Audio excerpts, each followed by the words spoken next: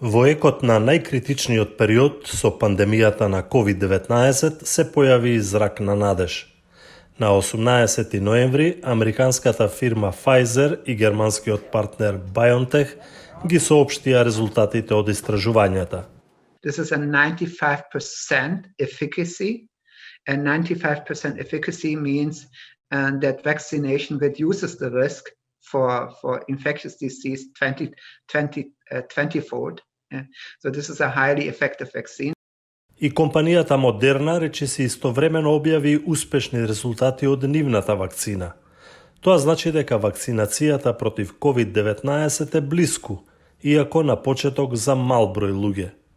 Голем број научници оценуваат дека резултатите од развојот на вакцината се над очекувањата, но оти се уште има многу непознати фактори.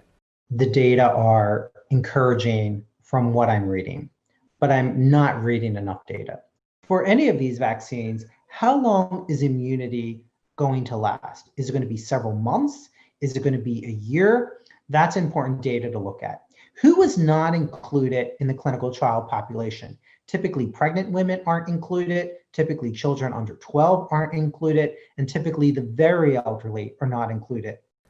Но, иако податоците не се целосни, вакцините на Pfizer и Moderna се очекува да добијат одобрение од надлежните во Соединетите Американски држави за неколку недели. Тогаш започнува новиот предизвик – дистрибуцијата. Компаниите веќе имаат договори со некои странски влади, вклучувајќи ја и Европската Унија, која има нарачано 300 милиони дози од Pfizer. Вакцината од Модерна може да се транспортира со нормални фрижидери, додека онаа на Pfizer мора да биде чувана на минус 70 степени. Според професор Тоби Питерс, голем дел од земјите во светот немаат можност за снабдување со вакцината во фрижидери за пошироката популација. In some countries, 50% of the vaccine distribution is done by remote outreach workers using a sort of glorified picnic box. Дополнителна компликација е тоа што вакцините се даваат во 2 дози, од кои втората по неколку недели. Проблем ќе биде и администрирањето со вакцините.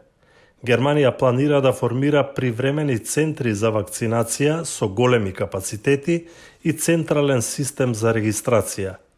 Но димензиите на глобалната програма за вакцинација укажуваат дека нема да има брзи резултати.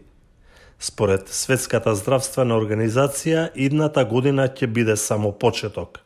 What we're really aiming for is that in 2021, that every country around the world is able to immunize at least 20% of their population. That's the goal. And if we can do that, if we can really get that amount of vaccine around to every country, then the highest priority groups are going to be able to have some degree of protection. Таа најприоритетна група се здравствените работници, старите и луѓето со ризични болести. Веројатно во наредните месеци и други вакцини кои се во развој ќе добијат одобренија, па и снабдувањето ќе биде полесно. Некои земји бараат вакцините против COVID-19 да не бидат патентирани.